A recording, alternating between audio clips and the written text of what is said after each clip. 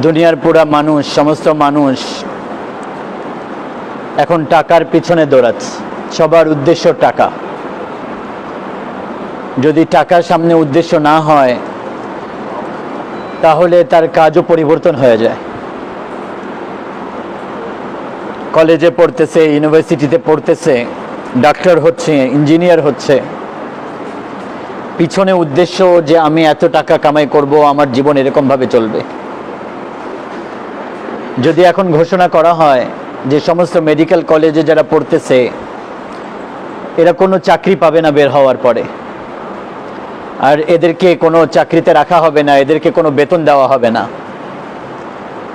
আর যারা রাস্তা ঠিকমতো সাফ করতে পারে এদেরকে প্রতি মাসে 1.5 লক্ষ 2 লক্ষ টাকা দেওয়া হবে, তাহলে সমস্ত মেডিকেল কলেজ খালি হয়ে যাবে।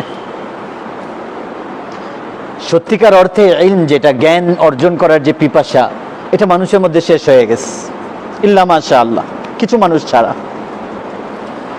যার কারণে মানুষের ব্যথাও মানুষের ভেতরে নাই।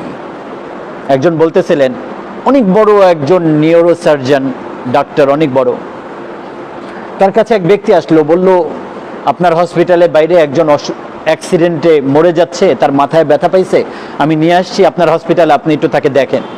তো ডাক্তার বলল আগে ফিস রাখো, তারপরে আমি দেখব।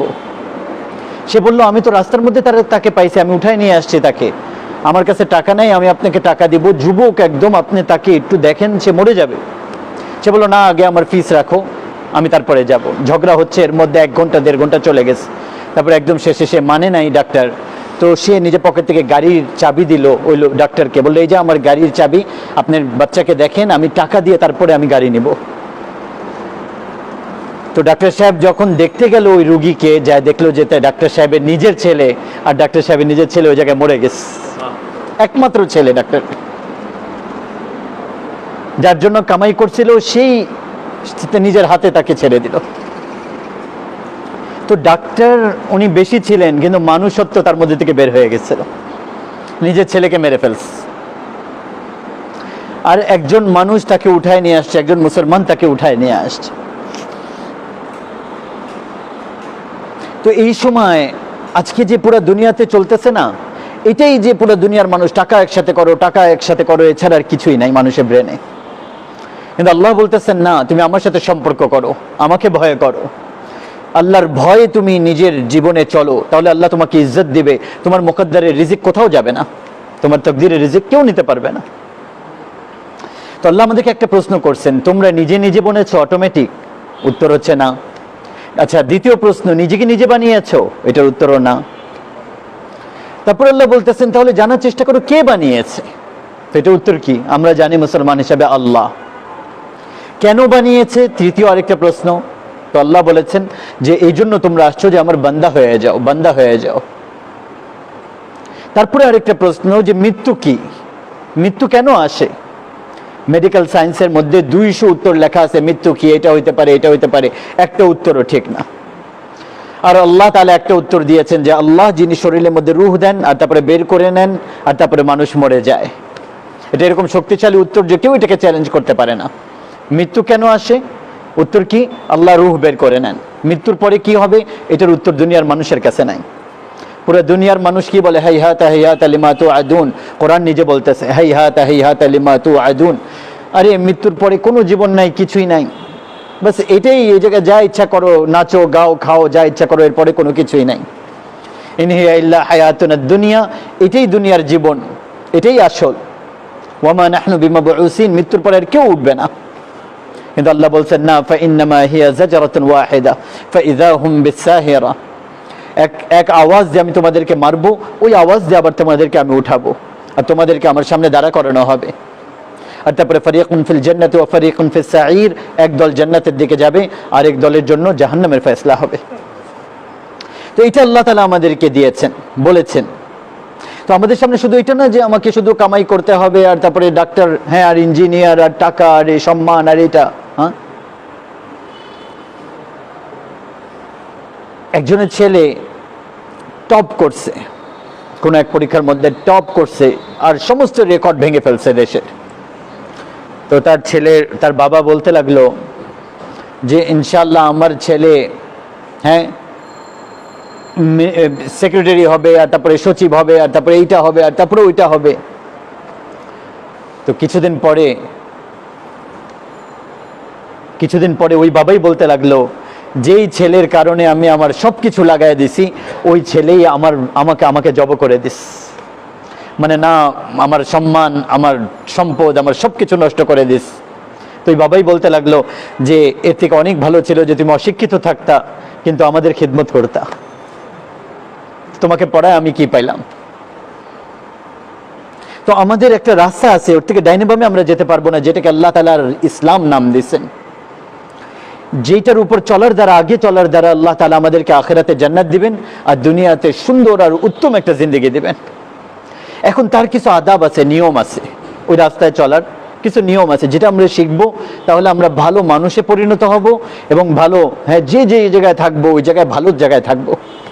সুলতান মাহমুদ গজনভি, দুনিয়াতে 4 জন বড় বাদশাহ ছিল। 1 নম্বরে চেঙ্গিজ খান, তারপরে মাহমুদ গজনভি, 3 নম্বরে সিকান্দার ইউনানি, আর 4র্থ নম্বরে হচ্ছে তাইমুর লঙ্গ। এর মধ্যে 2 জন মুসলমান, 2 জন কাফের। সিকান্দার ইউনানি তো ঈসা আলাইহিস সালামের আগের ছিল। 355 বছর ঈসা আলাইহিস সালামের আসার আগে তার ইন্তেকাল হয়েছে। আর 33 বছর বয়সে 13 জুন 353 ঈসা আলাইহিস সালামের দুনিয়াতে আসার আগে বাবুল শহরে ম্যালেরিয়া জ্বরে মারা গেছিল। পুরো দুনিয়ার মানুষকে জুলুম করে মারছে, কিন্তু আল্লাহ যখন ধরছে, 33 বছর বয়স, সে বলতে লাগলো, কেউ আছে আমার কাছ থেকে আমার সমস্ত বাদশাহী নিয়ে নেবে আর আমাকে শুধু আমার দেশে পৌঁছার সুযোগটা করে দেবে। তার ছেলে এই যে পাকিস্তানে মুলতানে ওই জায়গায় বিজয় করছিল সে, আর তার এক ছেলে ছিল ওই জায়গায় কতল হয়েছিল। আর তার এলাকা ছিল এই মুলতান থেকে শুরু করে জার্মান পর্যন্ত। আর চেঙ্গিজ খানও বড় বাদশাহ ছিল, কিন্তু 40 বছর পরে তার সমস্ত বংশ মুসলমান হয়ে গেছে। মাহমুদ গজনভি 34 বছর ক্ষমতায় ছিল আর দুনিয়াতে নাম্বার 2 বাদশাহ ছিল, বিজেতা 2 নম্বর। 34 বছর ক্ষমতায় সুলতান উপাধি পেয়েছিলেন। উনি কোনো মসজিদের ইমাম ছিলেন না, উনি কোনো পীর সাহেব ছিলেন না, আর কোনো জায়গায় উনি বড় আল্লাহর ওলি ছিলেন না, আর কোনো কোনায় বসে বসে আল্লাহর ওলি আল্লাহ করতেন না। 34 বছর দুনিয়ার উপর ক্ষমতার ছিলেন। আর 1974 সালে গজনি তার শহরে, ওই জায়গায় তার কবর ফেটে গেল ভূমিকম্প আসার কারণে। তো সবাই কি দেখলো, তার লাশ একদম পরিষ্কার। সুলতান মাহমুদ এরকম কবরে পড়ে আছে যেরকম আজকে কেউ তাকে দাফন করছে। কবর শুধু শহীদকে ছাড়ে, শহীদ অথবা নবীকে খায় না। তারপরে যাকে আল্লাহ তাআলা চাবে নষ্ট করবে না, বাকি নেক থেকে নেক মানুষের হাড্ডি গোশত পচে যায়। সুলতান মাহমুদ গজনভি কোনো বড়, সুলতান মাহমুদ উনি কোনো নবীও না, কোনো শহীদও হন নাই, কিন্তু কি আমল করে গেছে যে 1000 বছর পরে কবরে মাটি ওনাকে হাত লাগায় নাই। তো ওই সময়কার ফ্রেঞ্চ বড় এক সায়েন্টিস্ট এসে যখন দেখলো না, তো সে বেহুশ হয়ে পড়ে গেল। সুলতান মাহমুদ এরকম পড়েছিল যেরকম তার ডান হাত বুকের উপর এরকম, আর এরকম ছিল সে, তার শরীর যেরকম ঘুমিয়ে আছে, কেউ যেদিকে ফিরাচ্ছে ওইদিকে ফিরতেছে। 34 বছর ক্ষমতায় থাকার পরে 1000 বছর কবরের মধ্যে পড়ে আছে, মাটি তাকে হাত লাগাইতে পারে নাই। তো আমি এটা বলতে চাচ্ছিলাম আমার ভাই ও দোস্ত, যে আমরা আল্লাহ তাআলার নেক বান্দা হয়ে জীবন অতিবাহিত করি, যেটা আমাদের জীবনের উদ্দেশ্য। ওয়া মা খালাকতুল জিন্না ওয়াল ইনসা ইল্লা লিয়াবুদুন, যে আল্লাহ আপনার বান্দা বনে যাব। আল্লাহর বান্দা হওয়ার জন্য কিছু কথা আছে, যেটা সূরা লোকমানের মধ্যে আল্লাহ তাআলা এক বাবাকে, এক টিচারকে বাচ্চাকে শেখানোর জন্য সবক দিয়েছে, যে প্রতিটা টিচার, প্রতিটা বাবা, প্রতিটা প্রিন্সিপাল, প্রতিটা উস্তাদ এই রুকু তার স্মরণ থাকা উচিত, আর প্রতিটা বাচ্চারও এটা স্মরণ থাকা উচিত। ওয়াইয ক্বালা লুকমানু লিবনিহি ওয়া হুয়া ইয়াইযুহু, যখন লোকমান আলাইহিস সালাম নিজের বাচ্চাকে নসিহত করতেছিলেন। আল্লাহ তাআলা আমাদেরকে নসিহত কোরআনে কেন শোনালেন? যে তোমরা তোমাদের বাচ্চাদেরকে এই ভিত্তির উপর উঠাবা। প্রথম নসিহত কি? ইয়া বুনাইয়া লা তুশরিক বিল্লাহ, আয় আমার সন্তান, শিরক করবা না।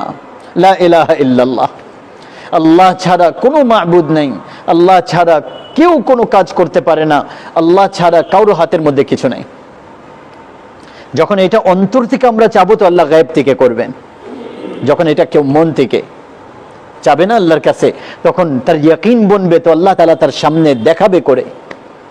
এটা আপনাদের মধ্যে অনেকে এরকম আছে যে মহা বিপদের মধ্যে পড়ে যখন মন থেকে আল্লাহকে চাইছেন, তো আল্লাহ তাআলা করে দেখায় দিস, যেটা অসম্ভব ছিল, কিন্তু আল্লাহ তাবারক ওয়া তাআলা নিজের শক্তি দিয়ে এটা করে দেখায় দিচ্ছেন, কারণ আল্লাহ করনেওয়ালা জাত। যে এক ঘটনা আছে না, মা বড় এক আল্লাহর ওয়ালি ছিল, ওই বাচ্চা পড়ে, মাও ওরকম ছিল। মা যেরকম হয় বাবা যেরকম হয় বাচ্চা তো ওরকমই হবে না। বাচ্চারা তো মা বাবার কাছ থেকে সবক নেয়, দেখে যে আমার বাবা কি করে, ছেলে দেখে, মা দেখে যে আমার মা কি করে প্রতিদিন। মা পুরো দিন মেকআপের মধ্যে, তো বাচ্চা ওই মেকআপ নিয়ে আয়নার সামনে দাঁড়ায় থাকে। মা পুরো দিন মোবাইলের মধ্যে, টিভির মধ্যে, তো বাচ্চাও ওরকম ভাবে টিভির মধ্যে। ছেলে বাবাকে দেখে যে কি করে, তো ওইটা করে। যদি মা নামাজে দাঁড়ায় যায় তো দেখবেন বাচ্চাও সাথে নামাজে দাঁড়ায়, নামাজের রুকু সিজদা করতেছে। বাবা নামাজের আজান হবে তো মসজিদে চলে যায়, ছোট বাচ্চাও বাবার সাথে মসজিদে আসে। তো মা বাবা সবক শেখায় এটা বাচ্চাকে। তো ওই আল্লাহর ওয়ালি, তার মা প্রতিদিন তাকে খাবার দিত, মাদ্রাসা থেকে বাচ্চা আসতো, মজার খাবার দিত, সুন্দর খাবার দিত। আর বাচ্চা বলতো, মা এই খাবার কে দিছে? বললো, আল্লাহ দিছে, এটা বলতেন। তো একদিন মা কোথাও চলে গেছে, তো মা চলে গেছে, তো খাবার রাখতে ভুলে গেছে। এখন বাচ্চা মাদ্রাসা থেকে আসার সময় কাছে হয়ে গেছে। এখন মা বড় পেরেশান ওই জায়গায়, যে কি হবে, আমার বাচ্চার ইয়াকিন তো নষ্ট হয়ে যাবে, কারণ সারা জীবন আমি বলছি যে আল্লাহ দেয়, এখন তো আমি নাই, কে দিবে? মা যখন দেরি করে ভয়ে ভয়ে আসছে, তো এসে দেখে যে বাচ্চা বড় খুশি। বললো, কি ব্যাপার, এত খুশি কেন? বললো, মা আজকে যে আল্লাহ খাবার দিছে না, অন্য দিনের থেকে অনেক মজার ছিল। তো এটা প্রথম সবক, লা ইলাহা ইল্লাল্লাহ, যে আল্লাহ করেন, যেটা আল্লাহ তাবারক ওয়া তাআলা নিজের ফজলে আমাদের অন্তরের মধ্যে ইয়াকিন বসায় দিস। লা ইলাহা ইল্লাল্লাহ আমরা পড়তেছি, আল্লাহ শিখাই দিচ্ছেন আমাদেরকে। তো কোনো মুসলমান বড় ছোটর জন্য জীবনে সর্বপ্রথম সবক হচ্ছে এটা, যে তার সম্পর্ক আল্লাহ তাআলার সাথে হয়ে যায়। আল্লাহ তাআলার আজমত, আল্লাহ তাআলা বরত্ব দিয়ে তার অন্তর ভরে যায়। আচ্ছা, আল্লাহর পরে কার হক? তো বলছে, ওয়াসাইনাল ইনসানা বিওয়ালিদাইহি, রাসূলের হক, এবং তারপরে মা বাবার হক। মা বাবার আলোচনা করছেন, আর মাকে শুধু আলোচনা করছেন। তারপরে হামালাতহু উম্মুহু ওয়াহনান আলা ওয়াহনিন, তোমার মা তোমাকে বড় করেছে, তোমাকে উঠিয়েছে, বহন করেছে বড় কষ্টে। ওয়াহনান আলা ওয়াহন মানে ব্যথার সাথে, আরবি ভাষা বড় সুন্দর।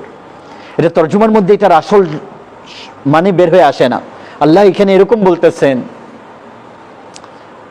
এই যে মনে করেন না, হাত এর উপর জিনিস রাখেন, যখন এই জায়গা ভরে যাবে না, তারপর রাখা জায়গা আর নাই, এখন এর উপরে যদি আরো জিনিস রাখবেন, তো আল্লাহ তাআলা এটা বলতেছেন যে তোমার মা বাবার বিশেষভাবে খিদমত করো। আর বিশেষভাবে মায়ের খিদমত কেন?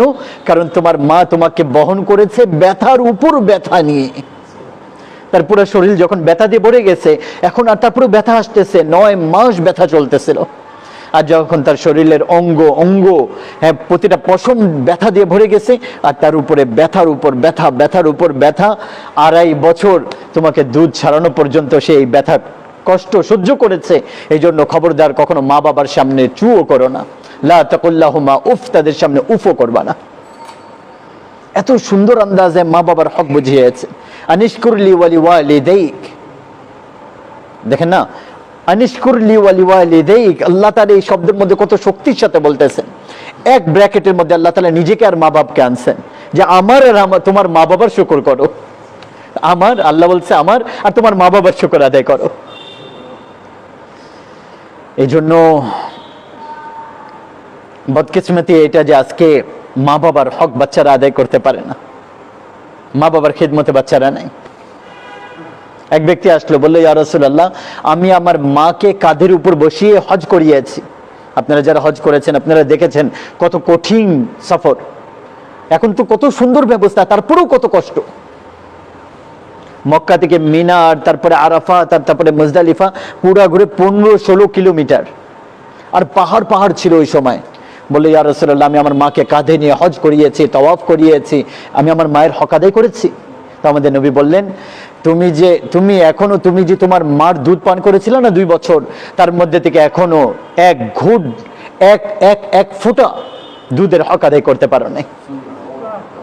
আর উবাইদুল্লাহ বিন উমাইর বড় আল্লাহর ওয়ালি ছিলেন, ওনার কাছে এক ব্যক্তি আসলো, বলে, আমি আমার মাকে খোরাসান থেকে মানে ইরান থেকে কাঁধে নিয়ে হজে আসছি, আর পুরা রাস্তা হাঁটে হেঁটে আর হজ করিয়েছি পুরা, আমি আমার মায়ের হক আদায় করেছি। তো উনি বললেন যে এখনো তুমি 1 ফোঁটা দুধের হক আদায় করতে পারো নাই। একবার আব্দুল্লাহ ইবনে উমর রাদিয়াল্লাহু তাআলা তাওয়াফ করতেছিলেন, তো তো এক গ্রামের লোক, সেও মাকে কাঁধে নিয়ে তওয়াফ করছে। আর তারপর বললো, মা তোমার হক আদায় হয়েছে, আমি তোমাকে তওয়াফ করছি কাঁধে নিয়ে। তো আব্দুল্লাহ ইবনে ওমর রাদিয়াল্লাহু তাআলা থেমে বললেন, তোমার মা যে হয়রান হয়ে হয়ে হাজার না কোটি কোটি লম্বা লম্বা নিঃশ্বাস নিয়েছিল, যে নিঃশ্বাস, তার মধ্যে থেকে একটা নিঃশ্বাসের হক তুমি আদায় করতে পারো নি। মা বাবার হক যে চিনে না, সে কখনো দুনিয়ার মধ্যে সফল কাম হতে পারে না। আর মা বাবার পরে দ্বিতীয় বাব হচ্ছে, হ্যাঁ, ওস্তাদ আর বাবা। মায়ের পরে বাবা, আর তারপরে ওস্তাদ। যে ওস্তাদের সামনে মাথা নত করবে, তার ইলম আল্লাহ তাআলা বাড়িয়ে দিবে। তো দ্বিতীয় জিনিস আল্লাহ তাআলা মুসলমান আর সফল কাম হওয়ার জন্য দিয়েছেন, যেটা মা বাবার খেদমত আর মা বাবার ইতাআত দিয়েছেন, মা বাবার আনুগত্যতা। মুসা আলাইহিস সালাম একবার আল্লাহকে বললেন, হে আল্লাহ, আমার জান্নাতের সাথী কে? তো আল্লাহ তাআলা বললেন, ওই যে অমুক কসাই। কসাই? তো মুসা আলাইহিস সালাম বড় হয়রান হইলেন, কসাই আমার সাথী কিভাবে? আল্লাহ তাআলা বলতে পারতেন, অমুক, হ্যাঁ, মুজাহিদ আর অমুক আলেম আর অমুক পীর আর অমুক বুজুর্গ তোমার জান্নাতের সাথী।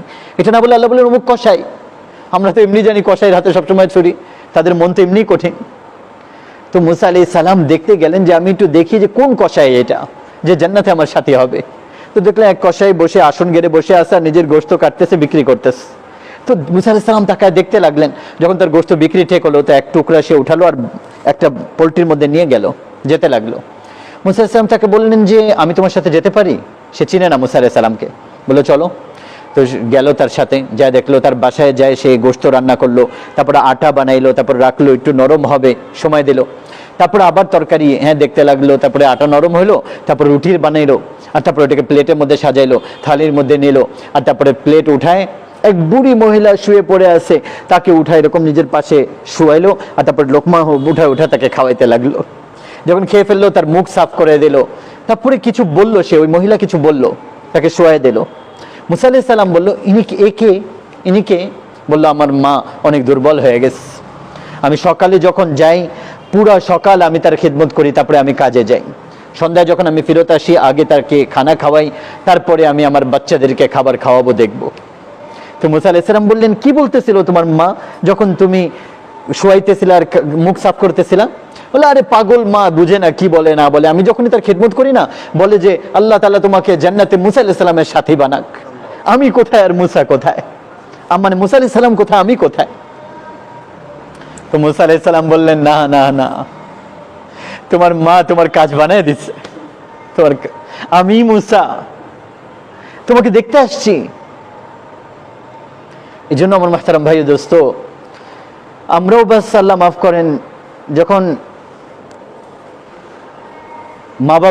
মা বাবা যাদের আছে তারা তো মা বাবার দাম বুঝে না, যাদের মা বাবা নাই তারা হয়তো বা কিছুটা বুঝে, কিন্তু তারপরেও আফসোস যে কিছুদিন চলে গেলে তারপরে আগে ভুলে যায় যে কেউ ছিল যে আমাদের জন্য এত কিছু করে গেছে। তাদের খিদমত, যাদের মা বাবা আছে তাদের খিদমত এরকম ভাবে করি যাতে করে ওখান থেকে দোয়া নিয়ে নিতে পারি, তাদের অবস্থা জিজ্ঞাসা করি আর নিজেদের কারগুজারিও শোনাই। এক যুবকের ব্যাপারে শুনছিলাম যে বড় জমিদারের ছেলে বলতে লাগলো, আজ পর্যন্ত আমার কোনো দোয়া রদ হয় নাই, আমি যে দোয়া করি কবুল হয়। তো তাকে জিজ্ঞাসা করলো, যাকে বলতেছিল, যে কি আছে তোমার কাছে? বললো, একটা তো আমি প্রতিদিন যখন রাতেবেলা আমার মা বাবা ঘুমায় না, তো আমি আমার মারও পা টিপে দেই, আমার বাবারও পা টিপে দেই, আর যখনই আমার কোনো দোয়া করতে হয় তো আমি তাদের পা টিপার পরে আমি তাদের পায়ের কাছে বসে যাই, আগে আমি আমার বাবার পাকে আমি চুমু দেই, আর তারপরে আমার মায়ের পায়ে আমি চুমু দেই, আর তারপরে ওই জায়গায় বসে আমি দোয়া করি। আজ পর্যন্ত আমার কোনো দোয়া আল্লাহ ফেরত পাঠান নেই, আমার দোয়া কবুল হয়। তো মা বাবার ফরমাবরদার হওয়া, তাদেরকে কষ্ট না দেওয়া। আমরা যারা জানি নাই যে মা বাবা কি জিনিস, মা বাবা চলে গেছে, এখন তো আর ফেরত আনতে পারবো না আমরা। আর যাদের আমাদের জীবিত আছে আমরা তাদের খিদমত করি, এত নসিব জেগে যাবে যে টাকা পয়সা ক্ষমতা সম্পদ দিয়ে কিছু পাওয়া যাবে না। যদি মা বাবার দোয়া নিয়ে নেব তাহলে ওইটার উপর যেটা পাবো আমাদের পরবর্তী বংশধররা ওইটা থেকে ফায়দা উঠাবে। আর কখনো বদদোয়া নেওয়া যাবে না তাদের, এরকম কোনো উস্তাদের বদদোয়া নেওয়া যাবে না, কোনো মুরব্বির বদদোয়া নেওয়া যাবে না, বাবার বয়সে যারা আছে তাদের বদদোয়া নেওয়া যাবে না। আর না হলে যা কিছু করছি সব নষ্ট হয়ে যাবে। বাবা ওস্তাদ কোন মুরব্বী, সে যেরকম আল্লাহর সাথে মুআমেলা, কিন্তু আমি তার সাথে বেয়াদবি করব না, আমার দ্বারা তার সাথে এরকম কোনো কিছু না হয়।